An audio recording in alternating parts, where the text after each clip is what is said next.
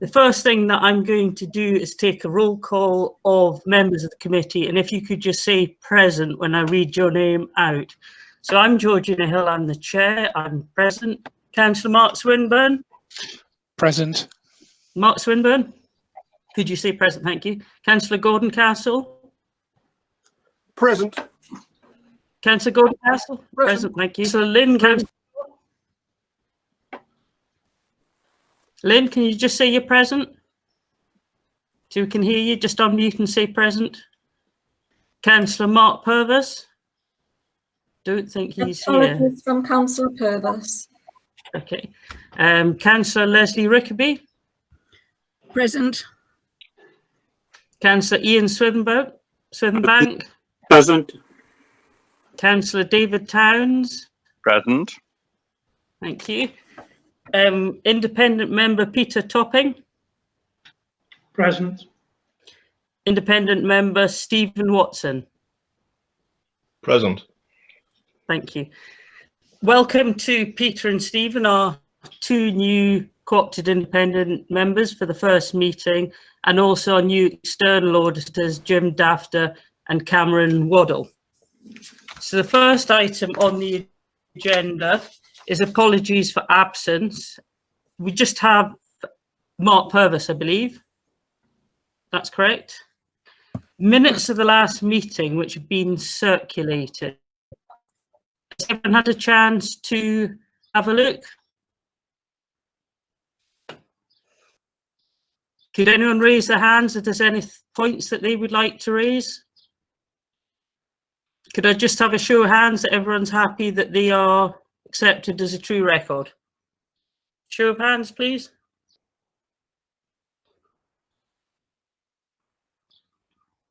That's fine. Thank you very much. Third item is disclosure of members' interest. Does anyone have anything that they need to declare on any items on the agenda at all? If so, raise your hands. No? Move to item 4, which is the report of our new external auditors, which is Appendix A.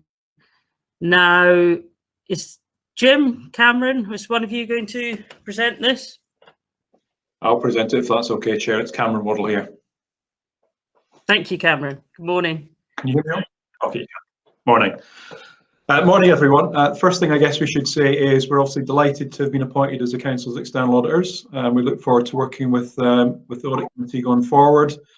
We've already done quite a lot of work with the Council at the planning stage, but there's one little issue that slowed things down a little bit, apart from the fact we were appointed in February, so that's obviously a bit later than we would have hoped. But clearly the current circumstances around about COVID-19 have made progress in terms of getting a plan out to the committee slightly slower than planned. But with the change to this year's deadlines, we had initially thought they would be September, but now November. We think that's less of a problem really, but notwithstanding the above, we are actually getting on with it. So you'll see in the audit progress report that since appointed, we've met with Daljeet and her team. We've had numerous meetings with Chris and the finance team.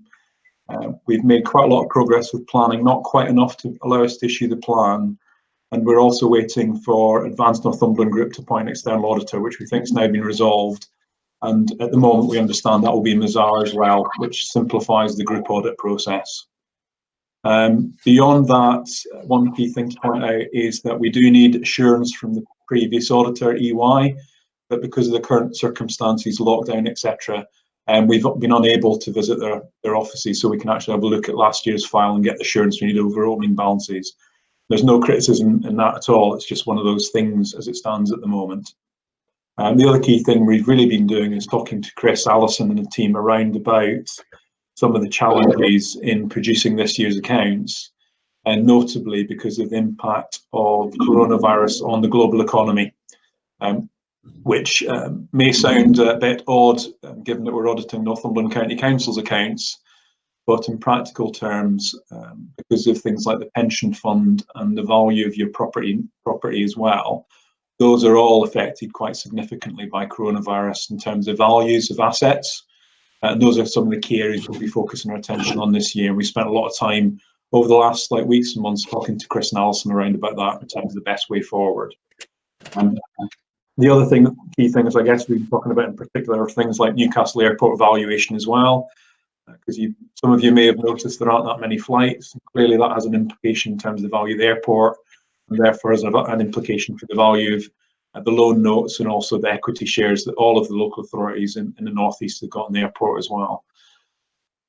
Beyond that, you'll see in the progress report, Chair, as a matter of course, anything we think that's been published by another body that we think is relevant to the council's audit and the members of the audit committee, or anything that we've published ourselves we think is important. And we will set out a little summary of that at the back of these reports, hopefully as a helpful guide to the committee, but also with links to the more detailed documents where members want to actually have a look at those in a bit more detail.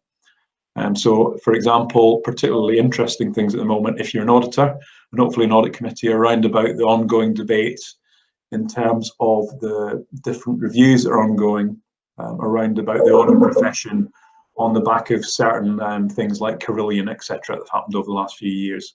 And I see that you've got the PSA letter later in the agenda, Chair, and you'll see that refers to a number of reviews that are ongoing and the impact that may have in the future in terms of what work the auditor must do and therefore fees.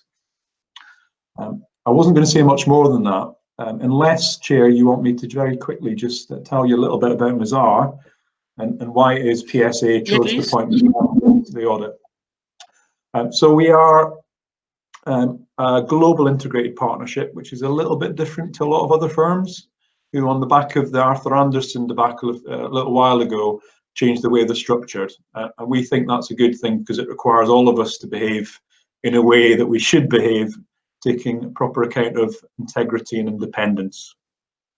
In other words, if one country goes down, we all do. And that's what happened with Arthur Andersen. And everybody immediately generally tended to do something about that. We've got a number of offices across England. There's about 150 partners, around about 1,500 staff. And over the last 7 years in particular, we've invested quite heavily in public sector. So we started off doing a relatively small contract in the North East for PSA, but we're now doing 3 times that across the country, and we've got a significant presence in health. We do about 65% of the NHS external audits in the North East, for example, these days, a little known fact, including Northumberland CCG. In terms of, I think the reason Northumberland is because we are actually, as I say, there's only really the 2 suppliers operating in the North East at the moment within local government, us and EY. And I think we've been appointed on the basis that we know the sector, we know the area. Some of us even live in Northumberland. And also we do things like Durham County Council, which obviously got unitary status at the same time as Northumberland County Council. So we understand that history. And Jim and I over the years have worked at some of the district councils in Northumberland as well before LGR2. And so we know some of the personalities too, including some of the councillors, we think. Beyond that, we also have got pretty successful in terms of things like quality scores and things like that in terms of the PSA regime. And also we have got, it's a dedicated public sector team. So our focus is public sector.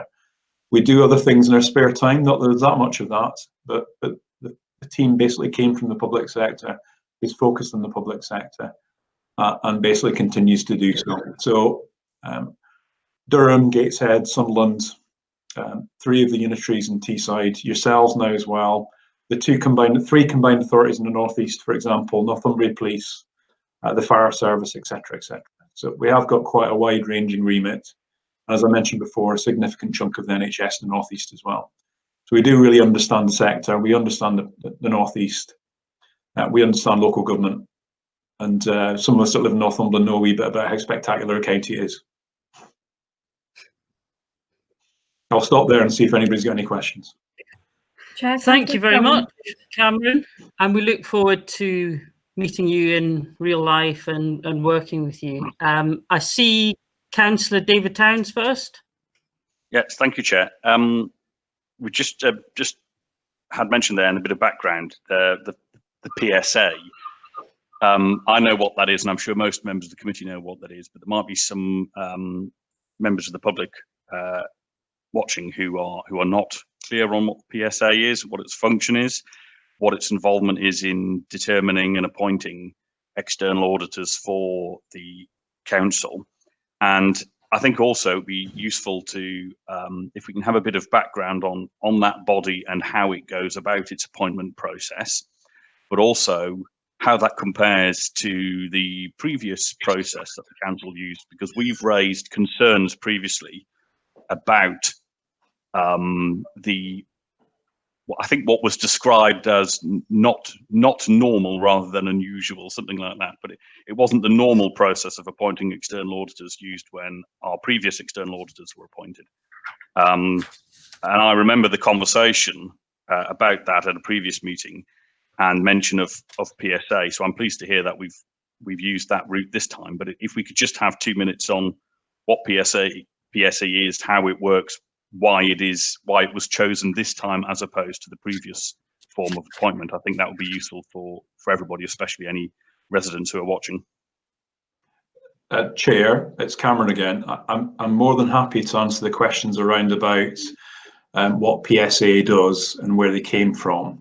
I'm not sure I'm in a position necessarily to explain why the council's decided to adopt the route it's taken. That's probably a better question put to either the Chief Exec or the Section 151 officer. Yeah. Great. Thank you. Councillor Grimshaw, did I see your hand raised? No. Councillor Swinburne? Yes, thank you, Chair. Hello again, Cameron. Obviously, Hello. we've got a bit of familiarity through combined authority dealings. I just wanted to ask, you mentioned that you need to liaise with the former external auditor, and without going into detail on previous dealings the county councils had with that, could you just clarify exactly what it is that you need in a bit more detail, what it is you need to get from the former external auditor, please? Sure. Where would you like me to start, Chair? Shall I start? It's probably easiest to answer the last question before the first question. Fine, yep. Okay, in terms of what we need from EY, within your accounts, you'll be used to seeing two sets of figures, one for the previous year, 18-19, and one for the current year, 19-20. In particular, in terms of the balance sheet, we need to get assurance over the opening balances. In essence, the figures that are shown for last year in your accounts. There's two ways of doing that. One is to review the files of the predecessor auditor, look at the work they've done and make sure it be sufficient for our purposes. That by far and away is the most common process that's adopted, and also by far and away the most efficient. And clearly that also means the fee impact of that is the most efficient as well. In practical terms, we've written to UI, they have responded. They've said that they will give us access when we need it, but that is subject to the coronavirus restrictions as they stand at present. So the alternative to that is we go off and do a lot more work ourselves. It'll take a lot more time. It's not efficient, and it will cost more in audit fees. So it's as straightforward as that, really. Thank you. Councillor Swinburne, did you have anything else? No, that's fine. It was just clarification of factual information that they need to gain, and that's all I needed to check. Thank you. So, Chair, would you like me to go back? Councillor Grimshaw, do you have your hands? Lynn, do you want to ask something? No? Can I see anyone's hand if they've got any other questions to ask Cameron? No? Are we all happy to note that report? Chair, shall I go back and go back and answer Councillor Town's question around about PSA? Yeah, please. So, like I said, I can't answer the question why the council's procured the way it's procured. But in terms of PSAA, some of you may remember there used to be an organisation called the Audit Commission, which Jim and I used to work for. Some time ago, on the back of the Conservative government, MP Pickles decided that he was going to abolish the Audit Commission and pass those functions on to another body. That also took a little bit of time. And what the Audit Commission used to do was it used to appoint external auditors to all local government bodies in England. It used to do Wales a long time ago as well, but that stopped a while ago. And then it it did that at that point in time. Around about 30% went to private sector firms and 70% in-house. Following the government's announcement back in, I think it was 2010, there was a decision made to outsource all of that work, at which point the Audit Commission outsourced everybody and transferred its existing practice into private sector. At that point, Mazars gained about 40-ish, Jim will correct me if I've got that wrong, people in the Northeast for the contract that we had at that point in time. The Commission ceased to exist a couple of years after that, and all their functions around about the appointment of auditors. Well, the ability to appoint auditors that the Commission had in terms of bulk procurement passed to PSAA. And at that point, you had two options, basically appointing auditors effectively. One was appoint your own, and the second one was you opted into the bulk procurement process that PSAA did, and that included all the contract monitoring stuff that subsequently happens after that. And that's basically it. So PSAA appoint external auditors if you opt into their arrangements. They monitor contract compliance. They pull together things like quality scores and all that sort of stuff and report that back as well. That's the fundamental role. Whether that changes on the back of some of the reviews that they mention in the letter that's later in the agenda, we'll have to wait and see. But there's certainly a lot of discussion around about that at the moment. Clearly back in, I think, 2014, I think the council opted to jointly procure with Newcastle and North Tyneside rather than opt into PSAA. And clearly that's changed this year when you've opted in. But clearly the reasons for that are a question for somebody else rather than me. We're also just happy to have been appointed. Great. We're happy to have you. Anything You else? see that now, Chair? If you don't resign before the end of the meeting, we've done well. Anyone else? Chair, Councillor Rickaby. No, thank you very much for that. Oh, sorry, Councillor Rickaby. Councillor Rickaby, you need to unmute your microphone, please.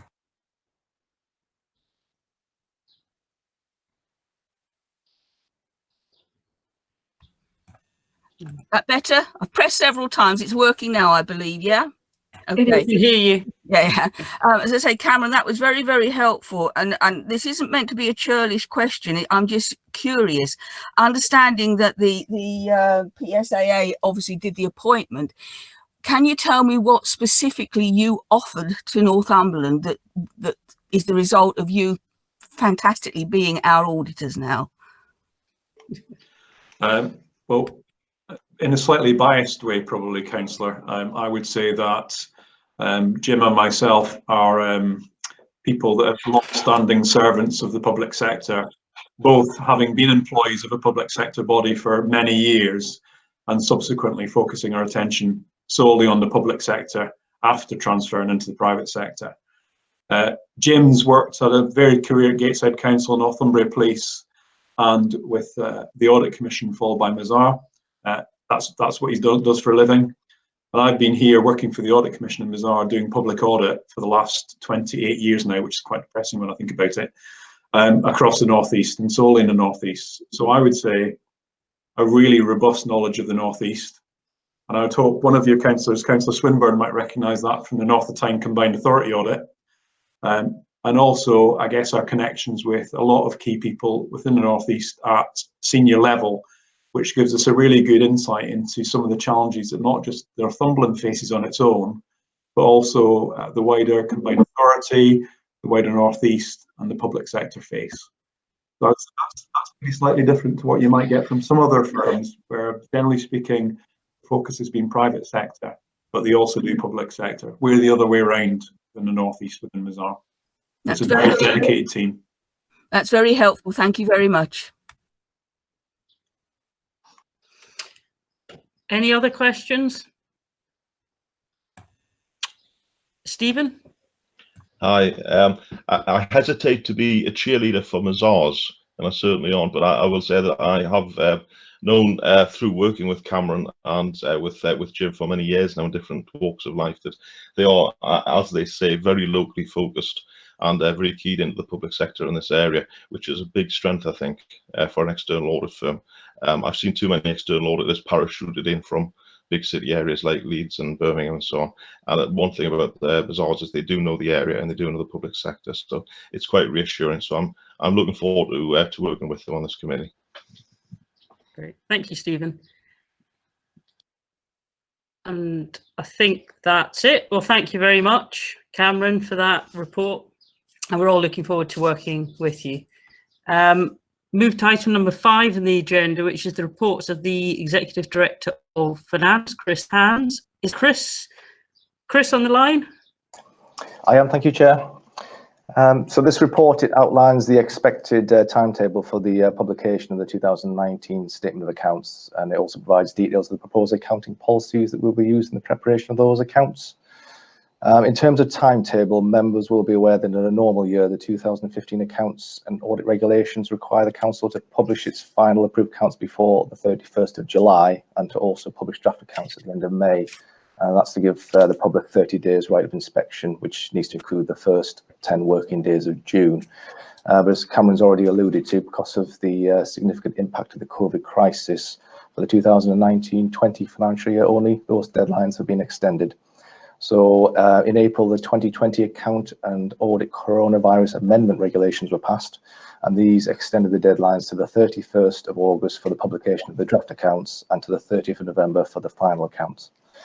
So in the back of that, the proposed timetable for the publication of the Council's 2019-20 statements of accounts is shown on page 2 of the report. So today's meeting is to receive the accounting policies.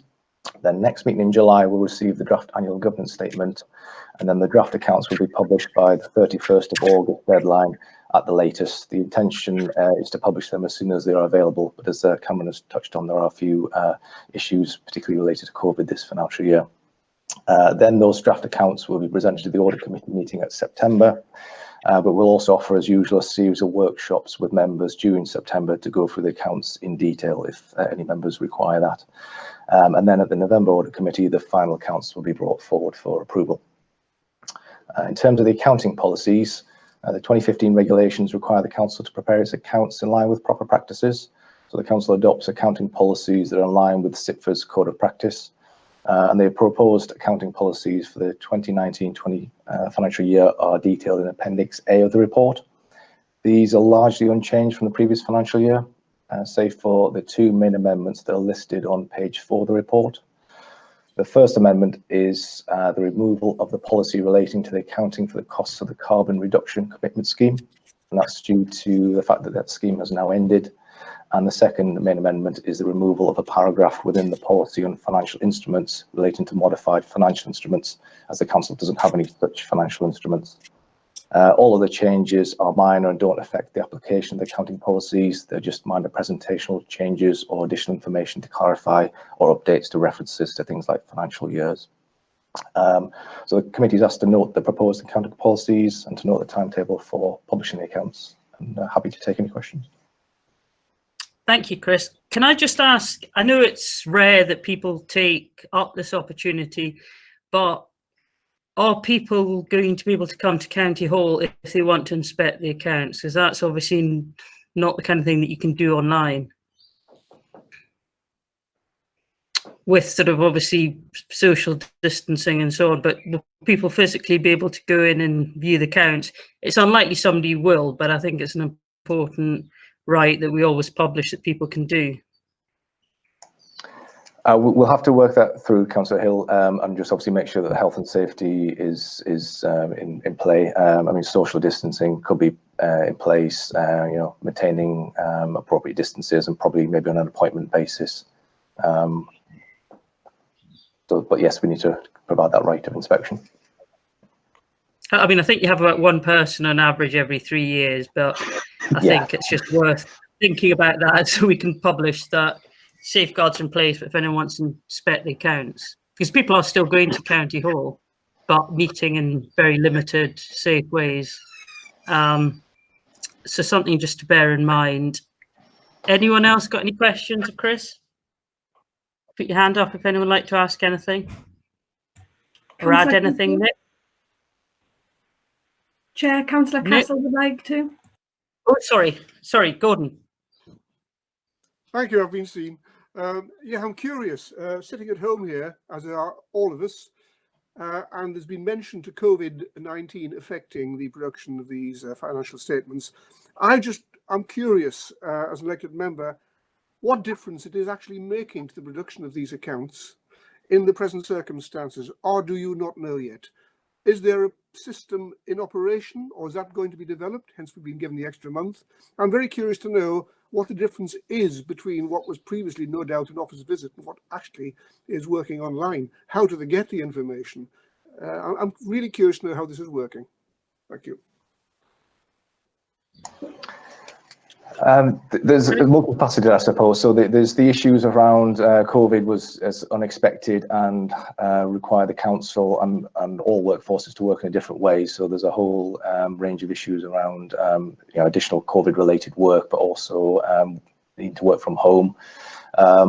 As you've touched on there, also we'd normally be having regular kind of face-to-face contact with the external auditors. That's not currently possible. So we're having to do as much as we can remotely online.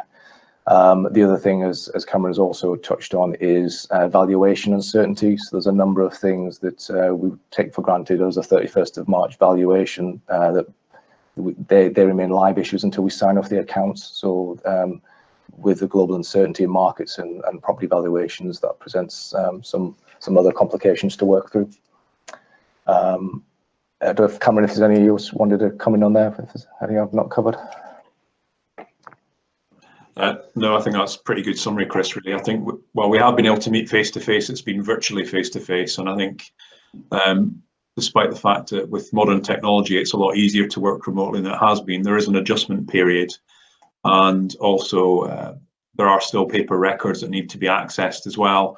So that slows things down a bit. But some of it is just due to some delays about getting information from third parties that obviously need to go into the council's accounts.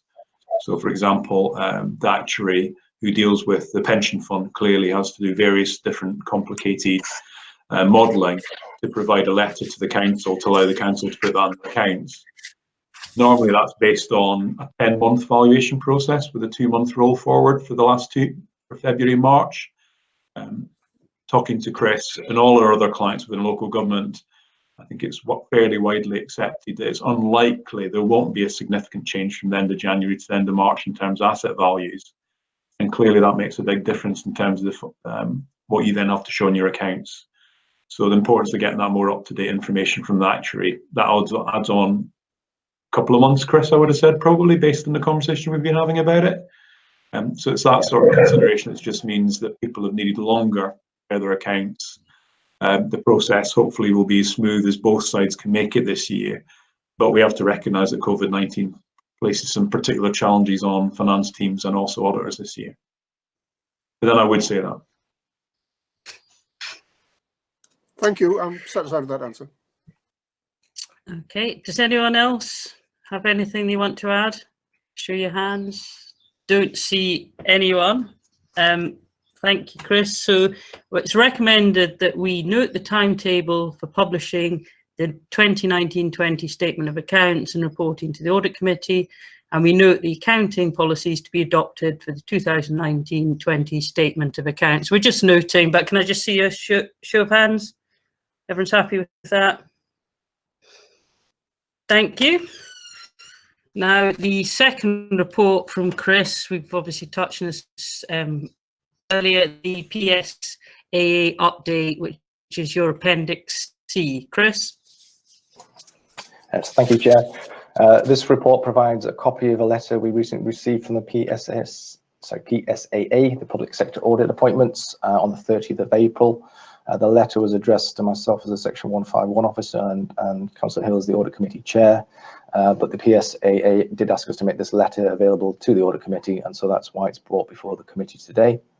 The purpose of the letter is to notify the Council of its scale fee for the audit of the next year's 2021 financial statements, which is £170,000. And the letter also provides some key updates and information on audit matters that, again, we've already kind of touched on. So it notes particularly the current difficult situation as a result of the COVID crisis, which is going to have a significant impact on the preparation and the audit of the accounts, and as a result, potential delays in signing the audit opinions. And it cautions that additional fees are likely as a result in most, if not all, authorities. The full copy of the letter is provided, so I wasn't proposing to go through in too much detail, but again, happy to take any questions. Great, thank you, Chris. Does anyone have any questions on this? Anything that anyone wants to add? Nick, do you want to add anything? Okay. No, okay. So it's recommended that we note the report and the letter from the PSAA, note the scale fees that the council will pay Mazars for the audit, the statement of accounts and the statement of accounts. Note that due to the turbulence and change in the local audit environment, additional fee variations are likely. So again, because happy to do those recommendations, hands. That's great. Thank you very much. Item 6 is urgent business. There isn't any urgent business as such, but I think given the current circumstances and obviously the small amount of items on the agenda for this first virtual meeting, is there any comment that somebody would like to give regarding the emerging risks in the current situation? I think, you know, we have the audit plan, which is subject to much change as emerging risks, huge financial, you know, risk, for example, of a massive reduction in revenue for the council. There's a risk around how much scrutiny is going on at the moment. So I just want to take this opportunity, and I think it's important the audit committee flags that there are inevitably turbulent times, just to make sure we're managing the risk and the normal scrutiny, etc., is going on. Nick? Yeah, I'll cover the risk. Obviously, there's a lot of detailed work going on by Chris, Alison, and the rest of the finance team and the senior officers right across the council in terms of managing all sorts of risks, not least financial risks. So we are experiencing additional costs. We're experiencing lost income. And there's a lot of detailed work being done. Chris is making a monthly submission to MHCLG, so keeping government up to date on what the already incurred extra costs are, but also forecasting forwards on the extra costs. There's a lot of work going on in terms of budgets for this year and future years and what the impact might be. There's, as Cameron has already alluded to, there's also a huge amount of uncertainty on many things. So it's sort of a very difficult process, and there's a range of different potential outcomes according to how long the lockdown continues for, how we emerge out of all of the social distancing measures and changing working patterns and so on. So it's being monitored regularly. There is a number of officer groups being set up to monitor different areas. We're meeting as a cabinet every Tuesday morning as normal. We've set up an economic recovery board, which has been meeting weekly and is now meeting bi-weekly. And there's a huge amount of work going on. So obviously every authority in the country is going to be impacted, and every authority in the country is talking to government about how it might support us in terms of meeting the future demands. In terms of scrutiny, I think there's been some changes, and I don't know the detail, but in terms of, and Liam's been looking at this, but we are beginning now to get meetings happening again. And it's been partly a technological thing and getting the processes set up, getting people trained, but it's also been partly a regulatory issue and understanding what is necessary and what isn't. And but we're doing everything we can to get back to as normal as possible levels of scrutiny, and we would be very keen to we're very keen to do that as quickly as possible. So happy to accept any challenge on that, but it is important. Thank you. Great. Thanks, Nick. Does anyone else have any points? Chair, Peter Topping indicated, and I think Lynn Grimshaw just has. Okay, Peter? Thank you, Chair. It was just to say that particularly the emerging risk for, as I understand it, for many councils is exposure in terms of commercial property investments.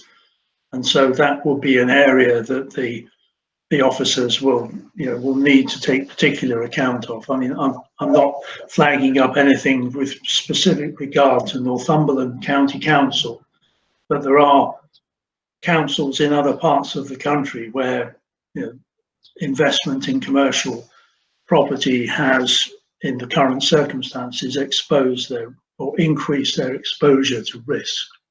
Thank you. Nick, do you want to come back on that? Yeah, I mean, that's a really important point, and there's sort of two risks there. I think there's the risk where commercial property is obviously generating rental income, and whether the tenants will and can pay that rent, and that's being monitored very closely. There's also the risk that Cameron mentioned earlier in terms of valuations. I certainly wouldn't want to be an auditor at the moment, but I definitely wouldn't want to be a valuer, because how anybody can value anything, I really just don't know. But those risks are real, and they're being sort of carefully assessed. Councillor Grimshaw? Lynn? I think Lynn's frozen. Councillor Grimshaw, you need to unmute your microphone. I'll go to Stephen Watson. Hello, thank you, Chair. Just quickly, organisations that I've worked with recently seem to fall into two categories: those who've almost switched off the internal audit radar during this crisis, and those who have actually ramped it up. And I think the important thing to be aware of is, I think that there's never been a more important time to have a strong internal audit presence in an organisation than we have at the present. The crisis seems to have produced an awful big smokescreen for fraud in particular, and for general circumventing of internal controls and rules. So I think one of the important things to be aware of, and I think you have got a strong internal audit presence, is that the internal auditors should also be prepared to flex their agreed plans to make sure that they actually encompass all the changing aspects of the current risk environment that the council finds itself in. Thank you. Councillor Grimshaw, can Yes. you hear me? Yes. Can you hear me now? Thank you. Do you want to come in? Yes, please. It's just to Nick. Yes, we Nick, can. I noticed you discussed revenue, but will that have an impact also on capital works programme as well? Because obviously we know there's loads in the pipeline that you're going to be doing, and money's being committed. Will this have an impact on this particular area too? And also, how will it impact, or have you got a contingency plan with regard to the programmes you have for, developing the high streets and the arm length which Advanced Northumberland has within Blythe, Ashington, Bedlington, etc. And I'm just wondering how that would have an impact on the things that will have in the pipeline, please. Yes, I mean, taking your first point around capital programme generally, I think we will be keeping the capital programme under constant review, both in terms of prioritising it. I mean, obviously, the impact of COVID priorities may change, and we may focus on certain areas above others, but also in terms of affordability. And I guess just the general point that always seems to apply to capital programmes is that there's always a degree of slippage, because things never happen exactly as when you want them to, particularly if there are third parties or private sector involvement, and so yes, constant review of the capital programme, and that's already happening. In terms of the town centre regeneration programme, I think more than ever this is absolutely necessary. We need. I mean, there will be. There are already being changes to the sort of retail scene in particular, and but there'll be all sorts of changes coming out of this in terms of people's shopping habits, in terms of transport, the way people, hopefully we'll see less car usage and more people using public transport and cycling and walking. So there's some very there's funding opportunities opening up from central government to bid for some of these programs. There's an enormous amount of work happening on a town by town basis, and the programs in Blythe, Ashington, work in Bedlington, Prudhoe. We're very keen to keep pushing it all as fast as we possibly can, and yeah, so absolutely no foot on the brake on any of that. It's more important than ever. Thank you. Thank you. Does anyone else? I mean, obviously this is a big topic, but it's just something I thought was important that we did touch on in urgent business. Does anyone else have anything to say? Kevin, Chair, Alison, who I think listening in. Yep, Chair. Can you hear me? Yes. Yeah, it's Kevin MacDonald here from Internal Audit. Yes, just to come back on a couple of the points raised, in particular the point mentioned by Stephen Watson about the flexing of the audit plan. See, committee members will be aware that we usually present our internal audit report to the March committee every year. We prepared our plan based on an appraisal of the risks facing the county council during the early part of the year, ready to present that plan to committee in March. Obviously, because of the pandemic and the lockdown arrangements, that audit committee didn't meet. But clearly, obviously, the county council, just like every other organisation, is facing quite a few emerging risks. And as our plan of work has to be risk-based, we cannot ignore those risks. So we have flexed our work to draw our attention towards some of those new risks, in particular areas of fraud. Again, as Stephen mentioned, to try and make sure that we are addressing and providing assurance to the county council over some of those risks which are happening in real time. Indeed, now as organisations are starting to think about recovery rather than response, regarding the recovery back into the new normal, we're also then looking at what potential changes there may be in terms of delivery from the county council, what risks may be inherent in those, what opportunities may be inherent in those changes in methods of delivery, to make sure that once again we're picking up the assurance from those in an ever-changing environment, to make sure that we're directing our resource to the areas that we need it most. Would probably then propose to come back to committee to give an update in terms of what the plan originally included, what we've been doing in the meanwhile in terms of reacting to the pandemic, and how that will shape the plan for the remainder of the year. Great, thank you, Kevin. Nick. Yeah, just probably just worth pointing out, one of the things that's been happening in the last couple of months is the business grant scheme that the government have asked local authorities to disperse. And the internal audit team have provided sort of much needed expertise and support to assessing the systems and processes that the council had to put into getting that work done as quickly as possible. So the Rebs and Ben's team, the business rates collection team, basically their normal job is to collect money from people, and suddenly they were asked to give money away, which is probably counterintuitive, and a system and process had to be designed very, very quickly to get the money out to businesses, and the internal audit team sort of provided some sort of checks and balances and support on that process. And Northumberland were the I think the 4th fastest county in the country in terms of getting that money out to businesses. And it hasn't been without its problems. There are obviously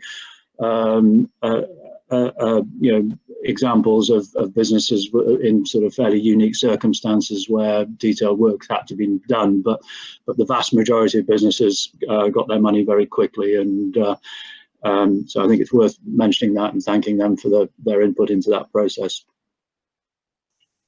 Definitely. Councillor Grimshaw? Hello? Yeah. Hello? Can you hear me now? Yeah. Thank you. Yeah. Yes, that's been fantastic response, Nick. But I had one of the residents on the telephone who was very, very upset, who took the initial £10,000 grant they were given. Unfortunately, that had to go towards a landlord to pay the rent, etc. Now that's coming to an end, and she can't go because she's got no income.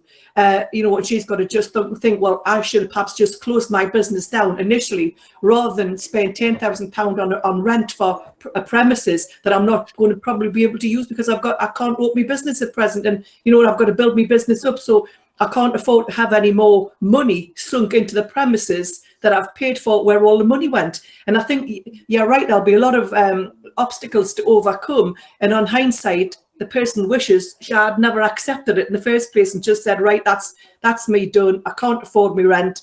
I'll just, look at things when we come out of lockdown. Great. I'll come back to Nick in a minute. I'll bring Councillor Rickaby in. Councillor Rickaby, did you have your hand up? No. Councillor Swithenbank? Yes. No. Okay, Nick. Chair, Councillor Rickaby. Oh, sorry. Yeah, it's actually on. I wanted to. Hang on. Can you hear me? Yeah. Okay. Yep. Yeah. It was just something that Councillor Grimshaw Lynn said about the future towns and so on. And Nick hasn't paid me to say this, but I just wanted to assure her that certainly I can't speak for Ashington, but the Blythe Town Forum meetings are going ahead, and it's actually quite exciting times. So I think that she should appreciate that work is going on in the background. It might be slow, but certainly certainly Blythe Town Council and the County Council are working very, very hard, certainly to regenerate Blythe. As I say, I can't speak for any other town, unfortunately. Thank you.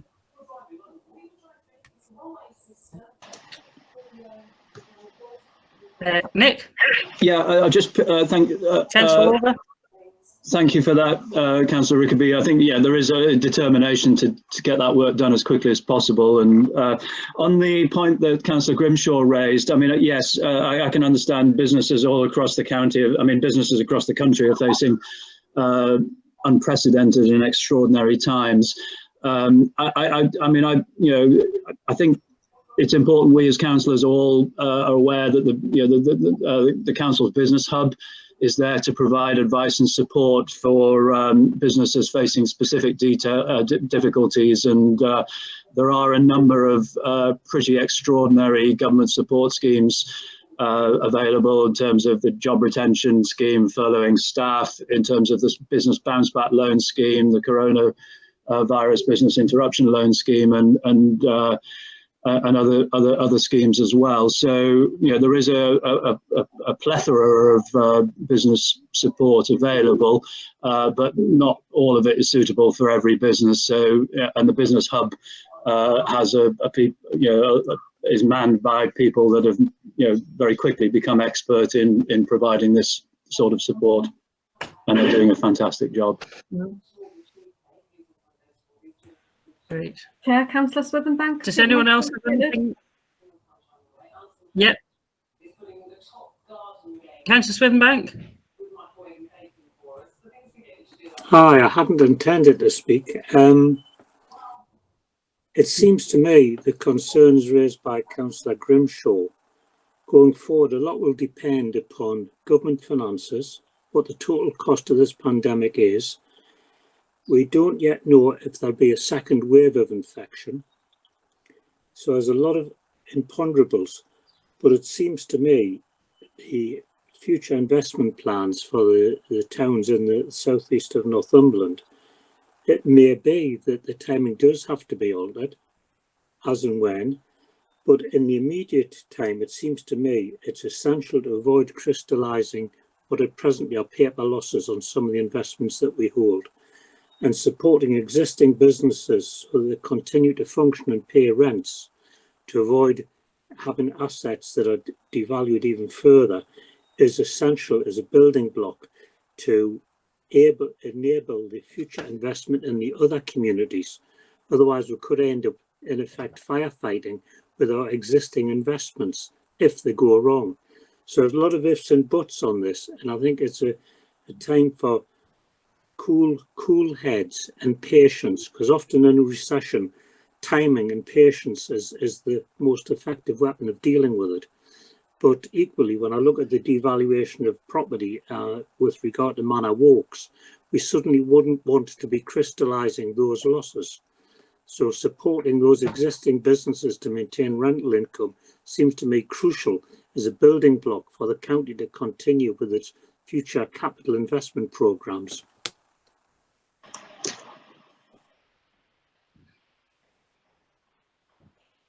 Nick? Yeah, that's a point well made and noted. I think obviously we've just had the announcement that we're beginning to ease the government are beginning to ease the lockdown on retail from the 15th of June. So hopefully that will go some way towards enabling many of those businesses to continue trading, albeit at reduced levels, and continue paying rent. And I think we are quite fortunate, I suppose, and we've got a relatively high proportion of food retailers as well. But yeah, it's an important point. I think it's worth mentioning Nick's thank the officers, but I'll embarrass you, Nick, but I do know personally that you've worked incredibly hard providing advice and support and fighting small businesses corners across the county. So you've been absolutely stood under lots of business and grateful for help during this difficult period. So I think it's right to mark that as well. Anyone else have anything to say? Obviously, Councillor Grimshaw, final point. Thank you. Councillor Grimshaw, speak. Yes, thank you. But I would just like, on the whole, Georgina, to thank all of the officers within the community, because they've been absolutely fantastic, and that ranges from everyone, because we've got all these wonderful officers who's gone above and beyond. The raves and bins, the community organisers, and all the people like yourselves has been working very, very hard. So it's very much appreciated, and we do thank them from the bottom of our heart for what the commitment that they've given during these unprecedented circumstances. I'd just like that noted, please. Yeah.